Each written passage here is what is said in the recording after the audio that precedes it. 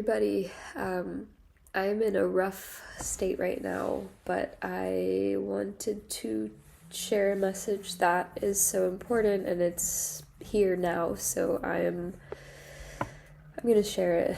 There's all these videos that I've done that are on the internet about, uplifting, encouraging messages, and those things, any supportive word that anybody's ever told you that has helped you has come from vulnerability. It's come from emotional openness.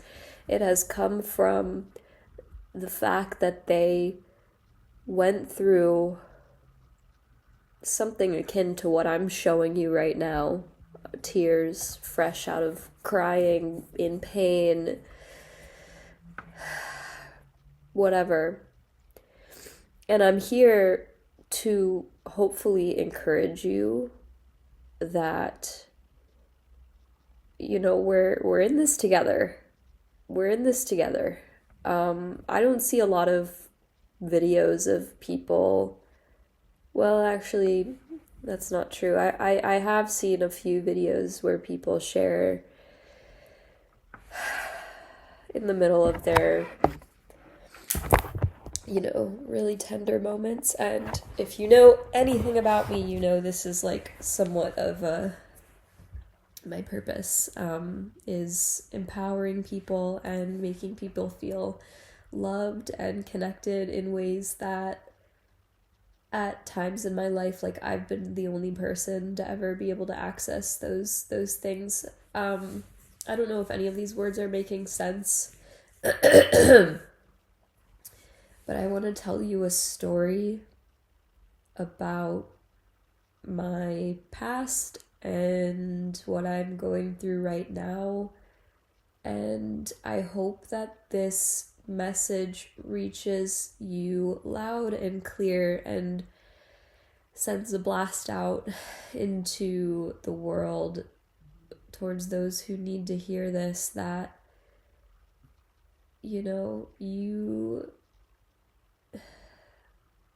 I don't even know how to put this into words. Because there's so much to say and it's a lot, but one of the messages is, it's stop putting off love. Stop putting off loving yourself.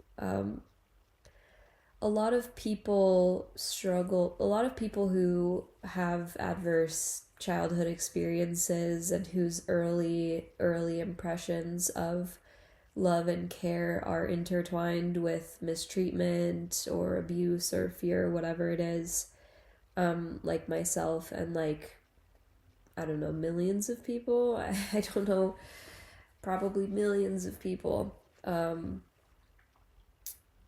So many of us, like, most people have, I would say, fucked up ideas or fears around what love can be and what it's supposed to be, but I'm here to like be a living testament to the possibility of rediscovering this warm, nurturing, motherly energy inside of yourself, even if you never received that kind of love from the outside, even if you spent your whole life trying to gain the approval, the love, the affection, the validation, the acknowledgement of the people who were biologically supposed to care for you. Whether you were abandoned, whether you were a scapegoat, whether you were bullied, or whatever the case is for you. And I'm not excusing those people, but just like you finding comfort in this video of me, you're having your low moment, you're having your hard, painful moment. So too did the people who weren't there for you to whatever degree. They went through what you went through, but they never learned to embrace and love the parts of themselves that were cast in shadows by their ancestors. But the difference between them and you is the legacy that you get to choose. You can literally create a different legacy. You don't have to accept self-hatred. You don't have to accept the shame and the insecurity that they tried to get rid of and put onto you. Like, at some point, someone in their ancestry was wounded by nature, and their fear, their survival instincts, their ego protective mechanisms kicked in, and they continue to operate from a place of survival and fear and self-preservation. And so they reacted to the outer world as a threat. They developed trauma, they developed PTSD, CPTSD, and undoubtedly PTSD and CPTSD is something that existed probably before we had language. I mean, just think about like hunter-gatherer people and dealing with predators, natural predators. It has to be traumatic to outrun a predator and be nearly caught, or to be caught and to be mangled and then to still be alive, but you're suffering. I mean, I feel like the earliest impressions of the emotional traumas that we carry now, it originates from nature and survival, and we are living in such an opportunistic time where we don't have to, for the people who have the privilege of internet and a tablet or a phone or a computer in front of them to watch this right now, you most likely don't have to worry about getting eaten by a lion. You don't have to worry, most likely, about having a roof over your head. And I'm one to talk because I have my basic survival needs met with shelter and water and food, and that those are the extreme basics. But my point is that the energy, the emotional trauma, the impression, the genetic expression of the epigenetic expression of the traumas that our ancestors continue to pass down, to our parents, who we call abusive, but it's really just it's a chain of energy that has been funneled, waiting for the person who had the opportunity to finally feel the feelings and finally love your shadows in ways that your entire lineage could not. So it's a powerful, extraordinary moment. And if you get it, you get it. And if you don't, you might think I'm crazy, and that's okay. I can't do anything about that. That thought of people,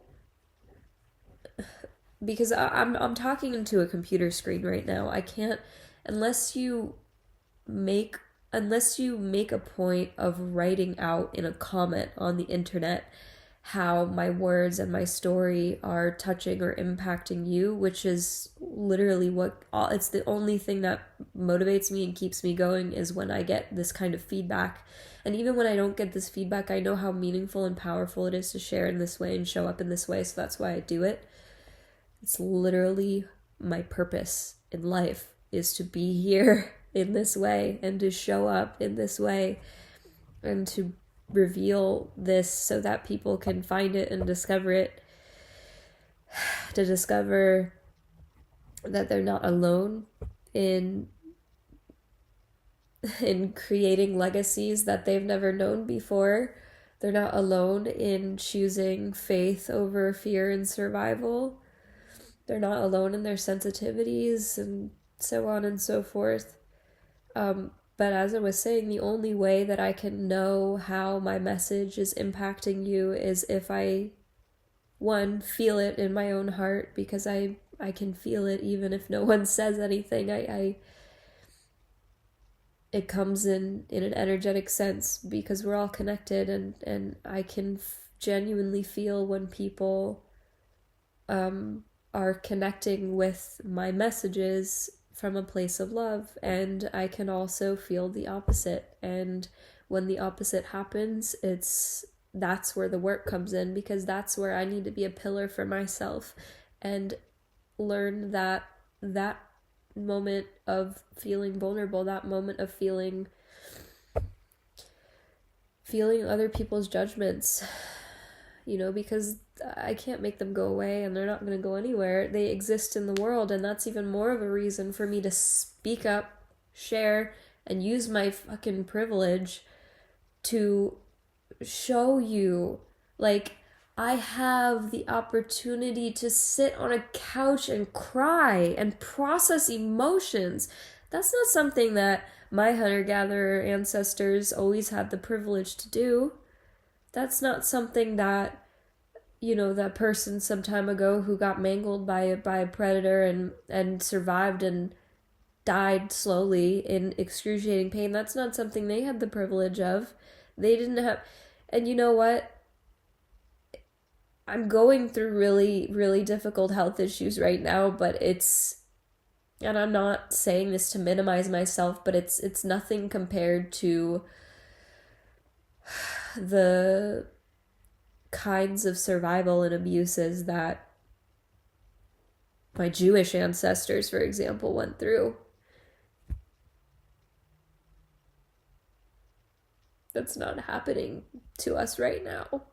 And as shitty as things are, like, they could be so much worse, and we have to see that even if things are hard, literally God is just so obvious. Like, God, the presence of God is so obvious to me. It's so obvious to me. It is so obvious to me. And how can I explain this to you? You'll know if you know. And I feel like people who, because I'm one of them, so I can speak as if I'm one of them. A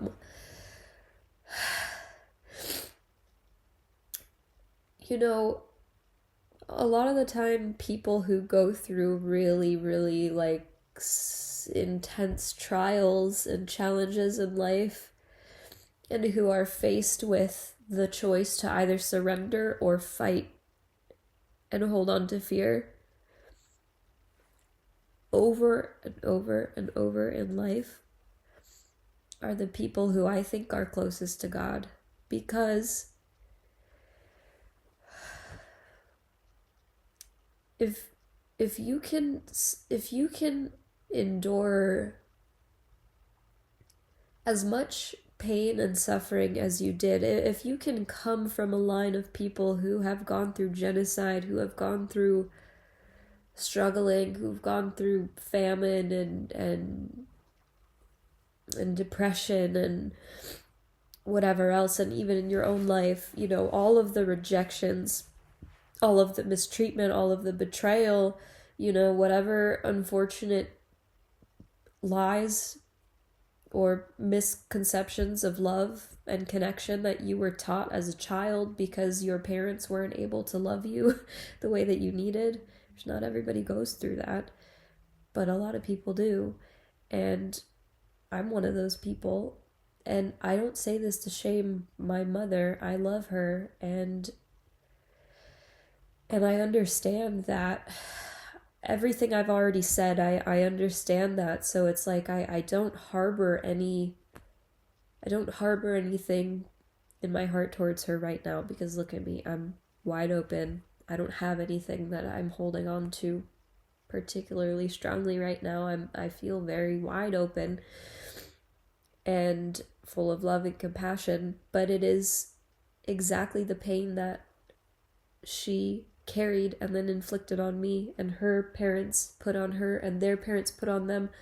My mom's dad's, so my grandfather, his dad, either his dad or his dad's dad, was an indentured servant, sold as a child by his mother to survive.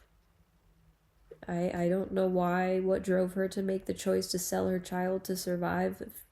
I don't know what kind of situation she was in. I don't know if keeping her child would have meant that they both starve, or selling him meant that at least he would still eat and survive and have a chance at.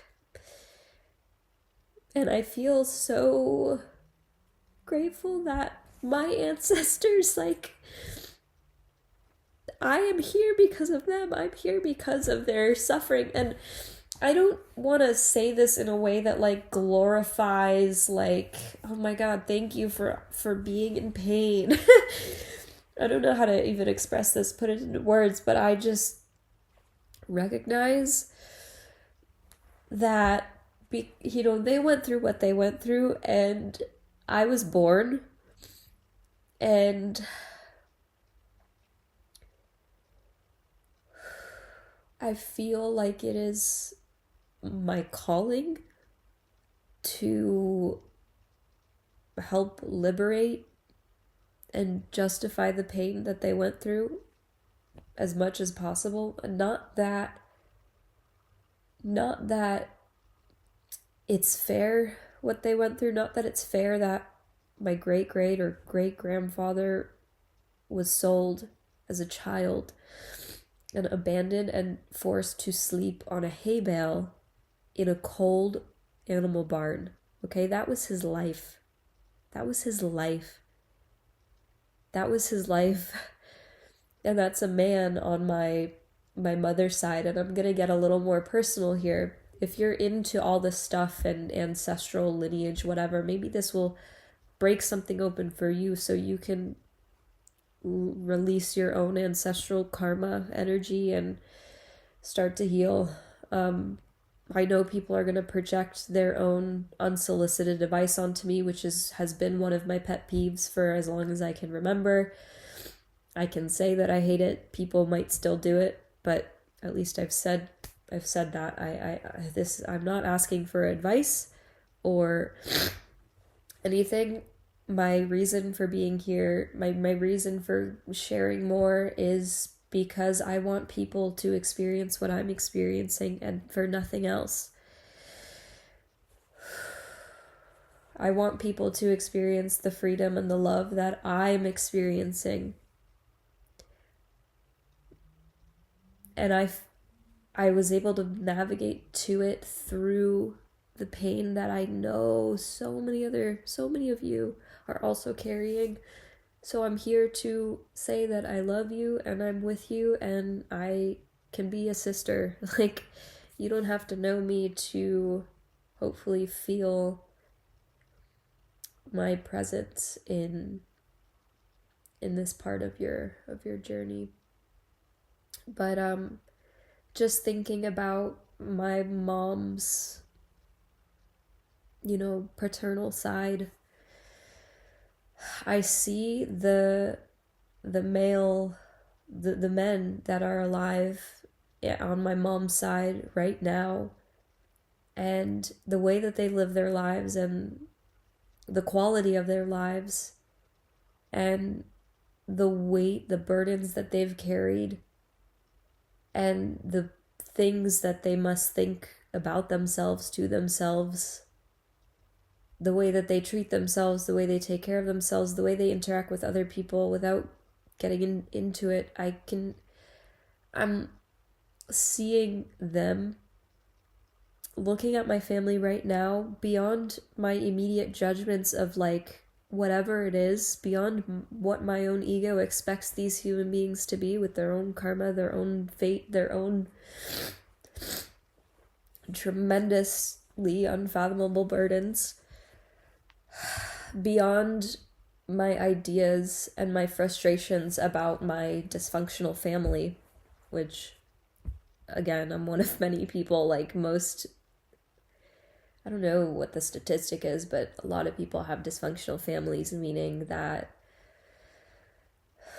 they just haven't processed the trauma of their own lives or of their lineage, and they haven't found connection, they haven't found harmony, they haven't found that intimacy and the strength that's available, supposed to be available in a family unit. And a lot of families are broken because of that. And there are different things in our world that further perpetuate the broken family unit. And I'm kind of getting off into a tangent. Maybe this can be just kind of a get to know me kind of vlog. I hope it's interesting. Obviously, if you're still here, it is. But I think that public school is something that perpetuates broken families. I think that interfering with childbirth, and I said interfering, only the mother can decide what is supportive and what is interfering with her birth. That's where I stand. I can't think of anything else off the top of my head. I mean, you know, the demands of survival and making money and school and work and, you know, things that I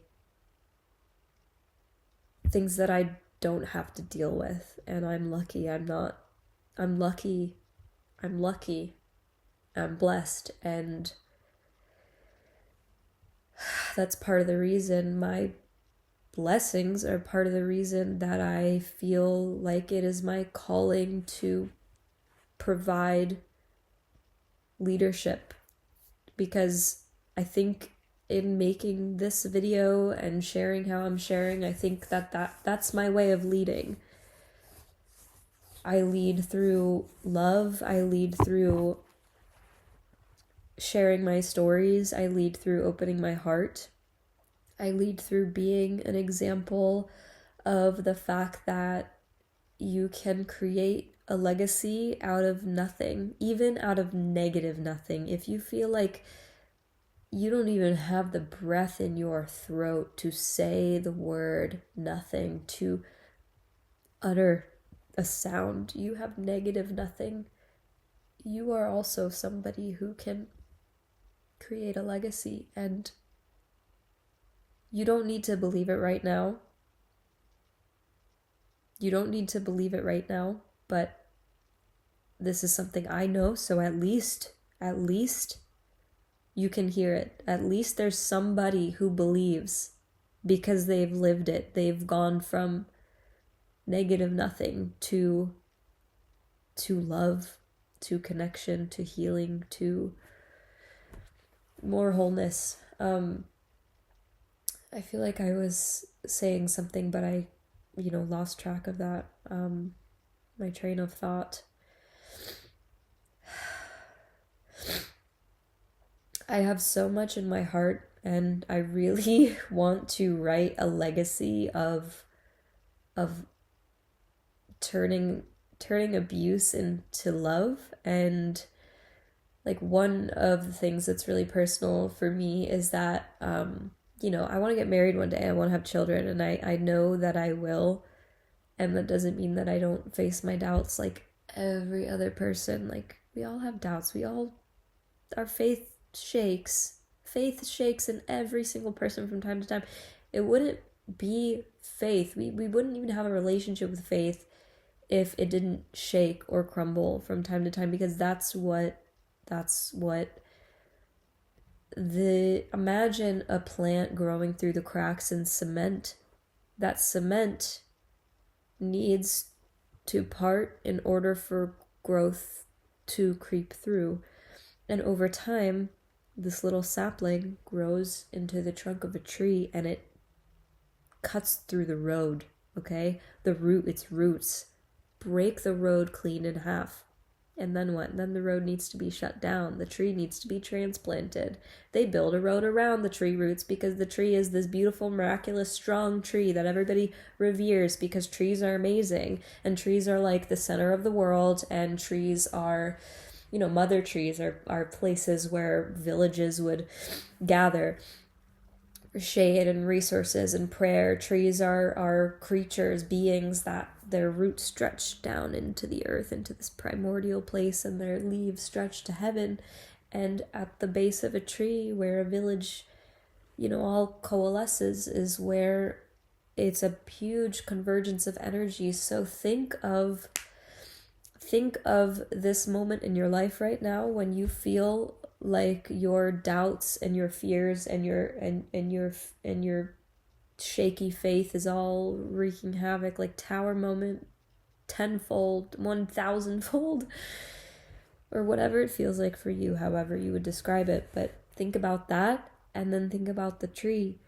You don't realize it yet, but the sidewalk of your faith and your life and the foundation of your mind and your capacity to love and your relationship with God, that's the sidewalk cracking around the roots of this tree that is about to be so important that one day when the tree is fully grown, the whole city gathers around that tree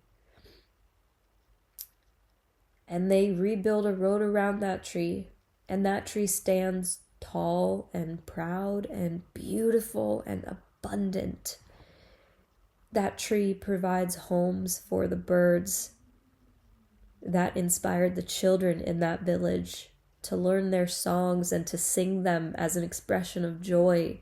That tree provides bark that the elder in the village understands is medicinal and uses the pieces to heal the wounds of your husband, your wife, your child, the person that you love. So I say this because you should know that in your crying moment, I'm in my crying moment, you're in your crying moment, we're in our crying moment together. In this moment,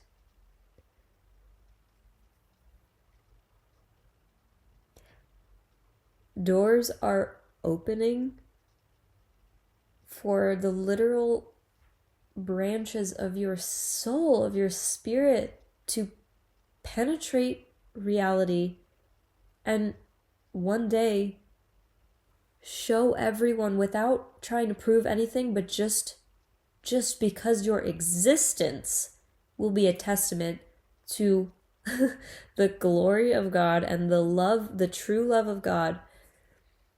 For that reason alone, your pain is nothing to judge. It's nothing to shame. It's nothing to fear.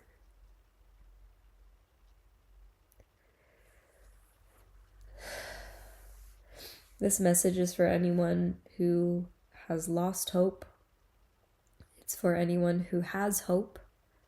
It's for anyone who feels like they need love, they need encouragement. The saying, you have to love yourself, it's so frustratingly cliche because our hunger to be loved is God-given. It's legit, it's real, and it doesn't make us unworthy or invalid of being loved. And it doesn't mean that we should desire our heart's desires to be loved any less than we have already been taught by people who forgot what love is. That we should forget that we even want love in the first place.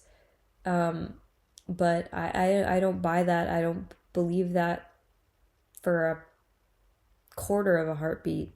I don't believe it for a 1,000th of a second.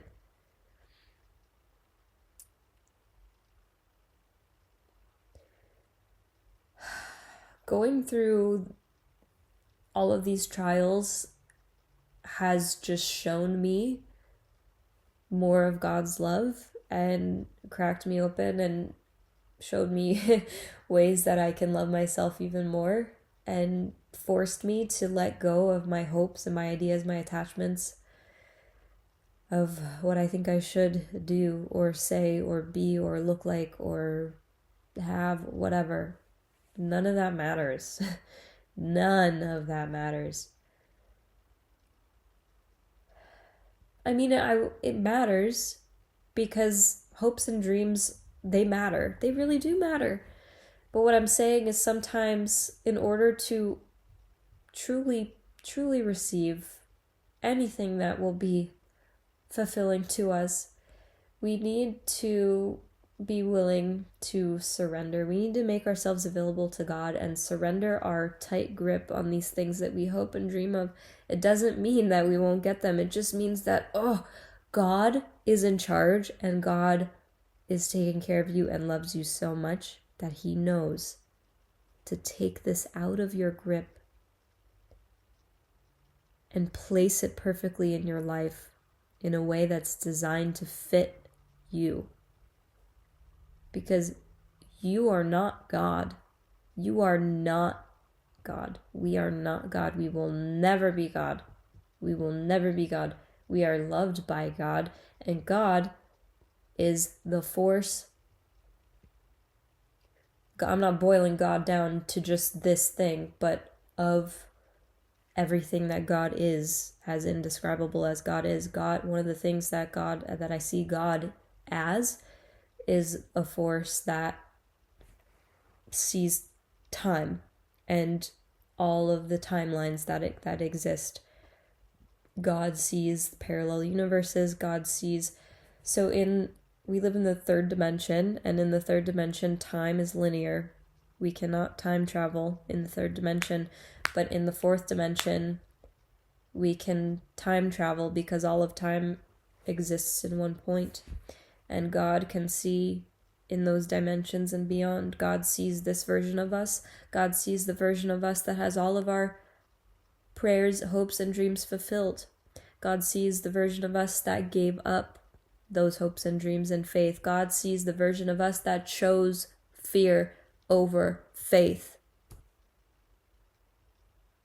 So next time you find yourself sad that your hopes and dreams feel like they're being ripped away from you, know that it's God protecting you from mishandling the blessings that He will give you when you're in a space that you're actually able to receive them.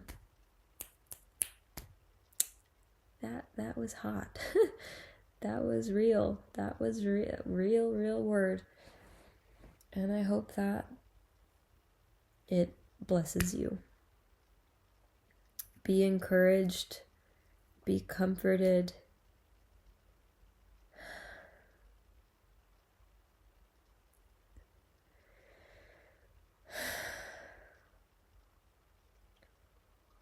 I think I will end this here for now and contemplate what to title this video.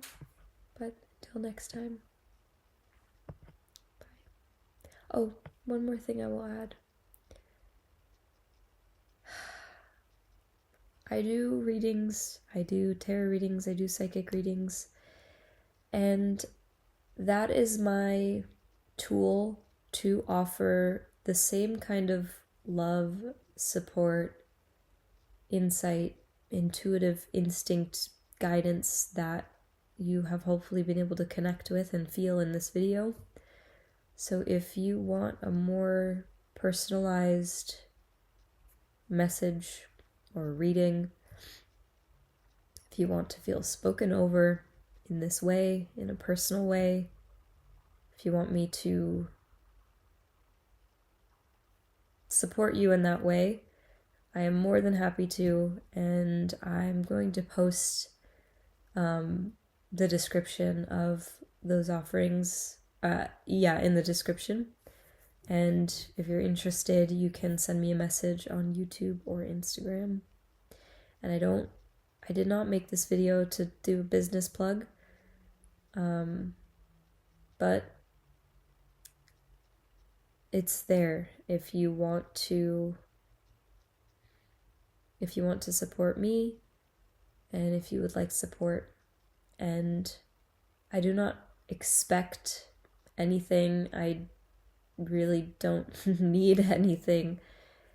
I really want this to be just about help and support. And if you have any requests, if you just want a simple prayer prayed for you, like, make a comment. I will keep you in my prayers. Make a comment. Someone else will see your comment and they will pray for you as well.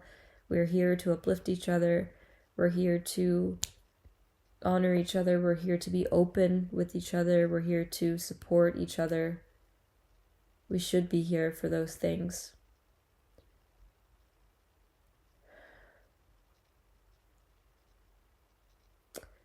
And I want to be oriented towards being of service and giving what I can when I can.